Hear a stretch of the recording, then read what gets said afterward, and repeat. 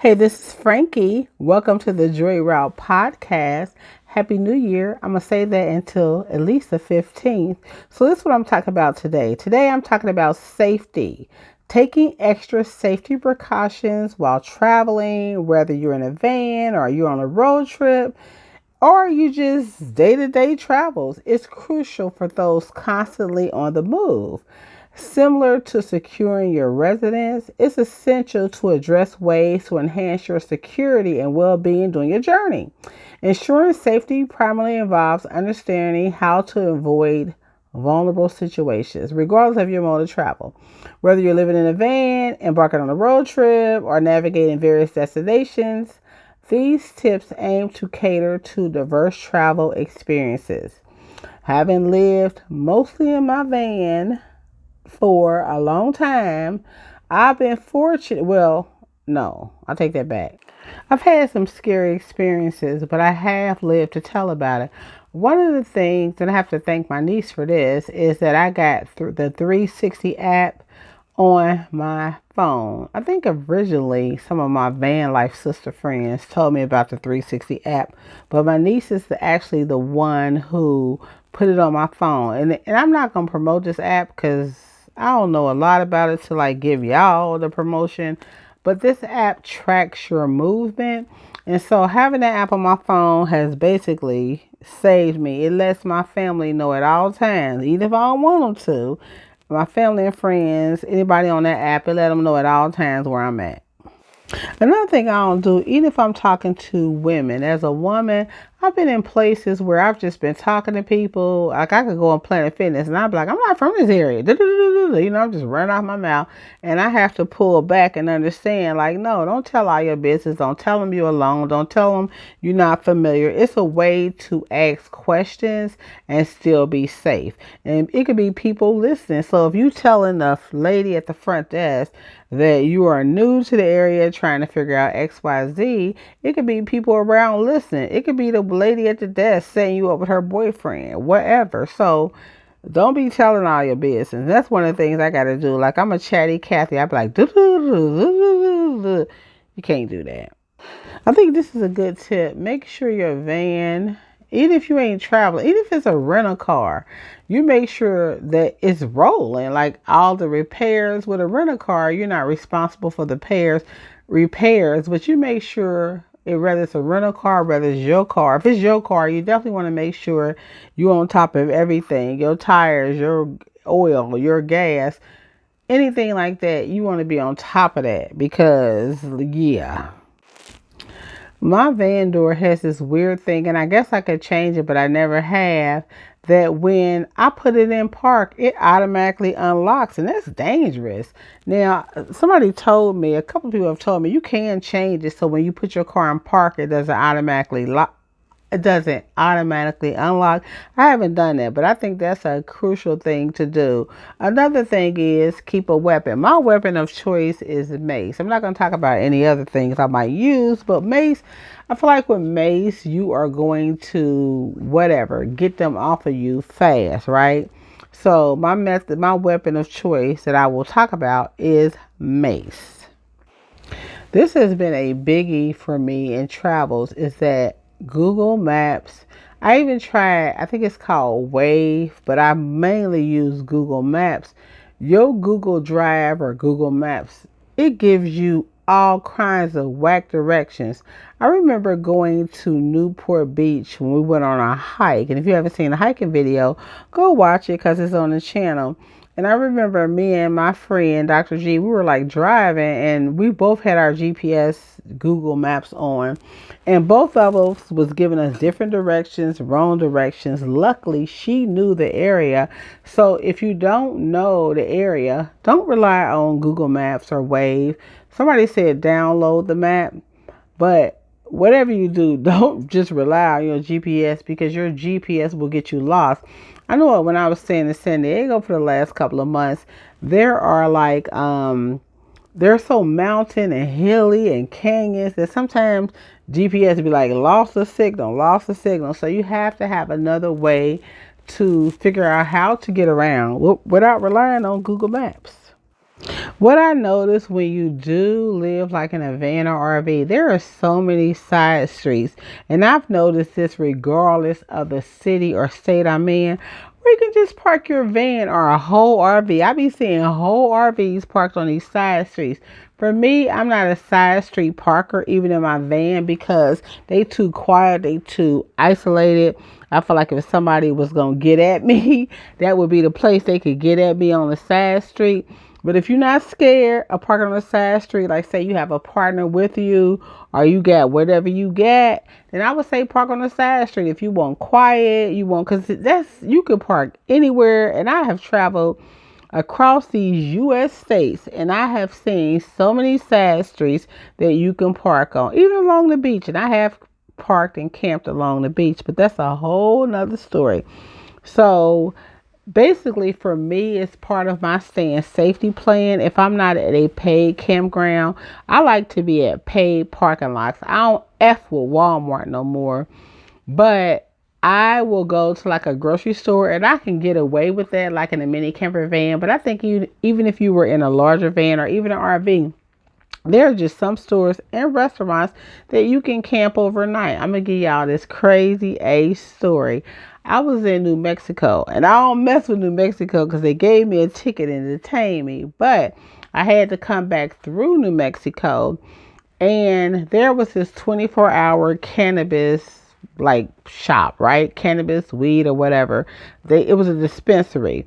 And not only was it a dispensary, but they sold food like tacos and chicken. They sold like food. So it was open 24 hours.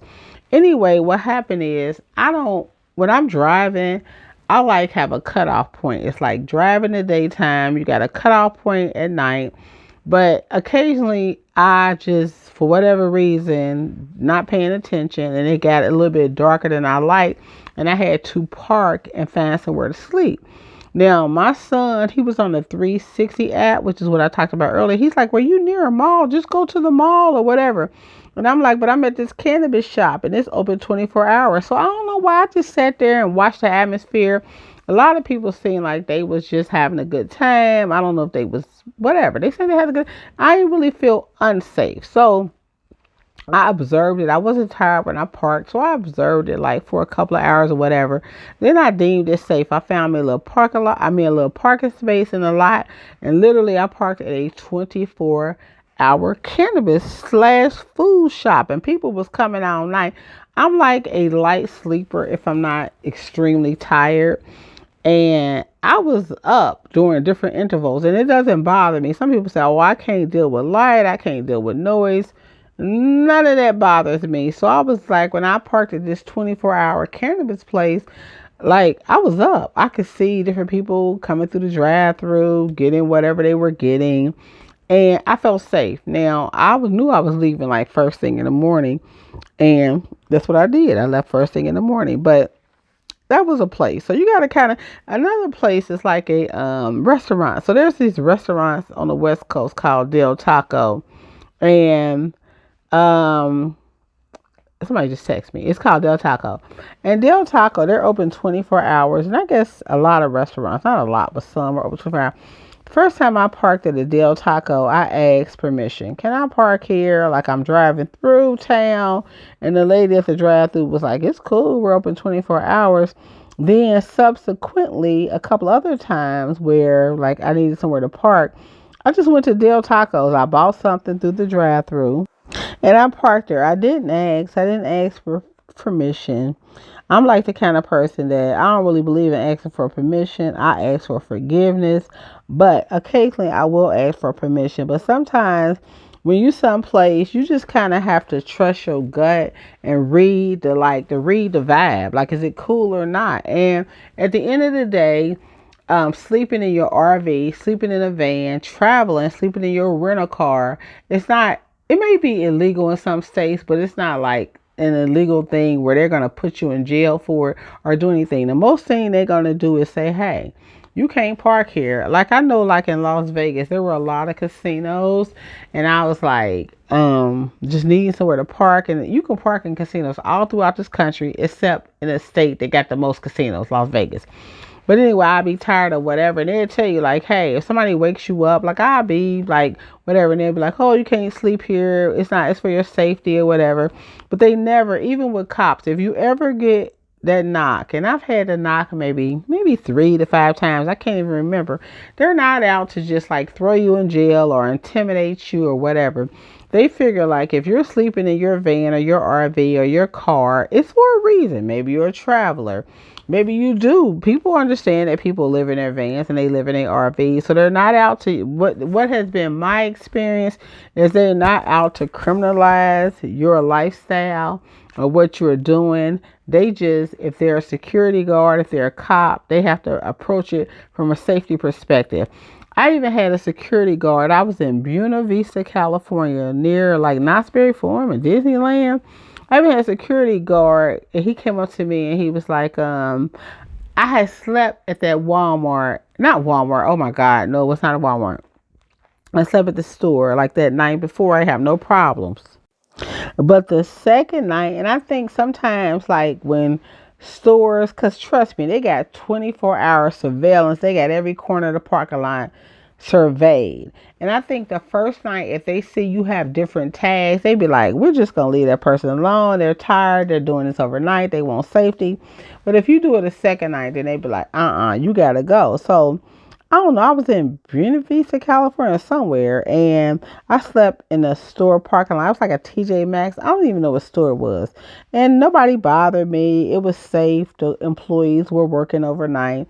But the second night, I had a security come up to me like, hey, what you doing? And so I was just like, I'm tired. I'm from out of town. He was like, if you tired, you from out of town. He directed me to a movie theater that I could sleep. So I'm saying all that to say, even if you're traveling, you're on the road and you're tired, there are places that if you just want to chill out for a minute or sleep, you can. Some rest stops these days look like, I was explaining this to my mother, they look like literally parks. They have dog parks, they got swings for kids, they got everything but a restaurant. I mean, they got everything. They give you a couple of hours and then you got to keep it moving. But I don't really like rest stops. Rest stops to me get a little bit too dark.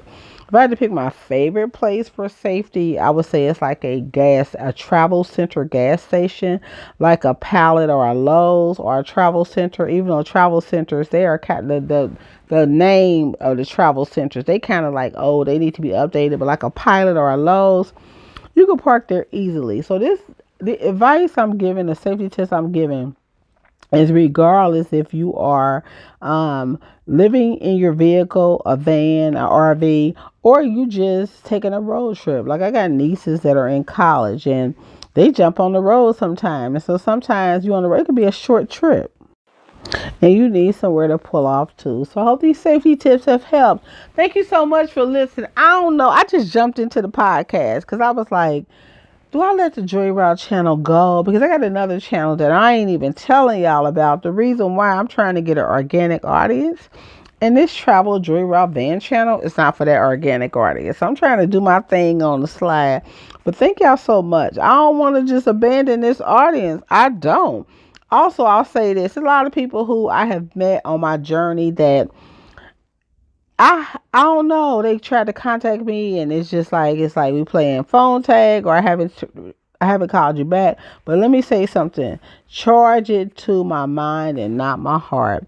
Living this van lifestyle, even if it's most of the time, it's a lot. And so just trying to manage. Sometimes a phone call or a text, you ain't even got it in you. But that don't mean that you don't care about the person, you don't care about the friends you have met, because I absolutely do. The people I've met on this Joy Route journey, I appreciate you so much, more than you could ever know. It's hard trying to navigate your life. I don't like to share the private parts of my life that are struggle. I love to share the good parts of my life. And there's a lot that I love about my life. So trying to navigate being friends and meeting up, that ain't always easy.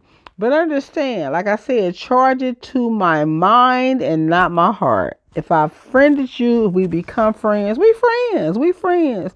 Let me work it all out and we'll get it together. But I want to say this, y'all. Life is short. We don't really think life is short. We think we're gonna live forever. But if we really thought life was short, we would do things differently. We would take our personal joy route, just which simply means to live your best life. Thank you so much for listening. Give a like, leave a comment, leave a thumbs up. Thank you again so much for listening. Whatever you do and however you do it, always, always, always take the joy route. Take the joy route.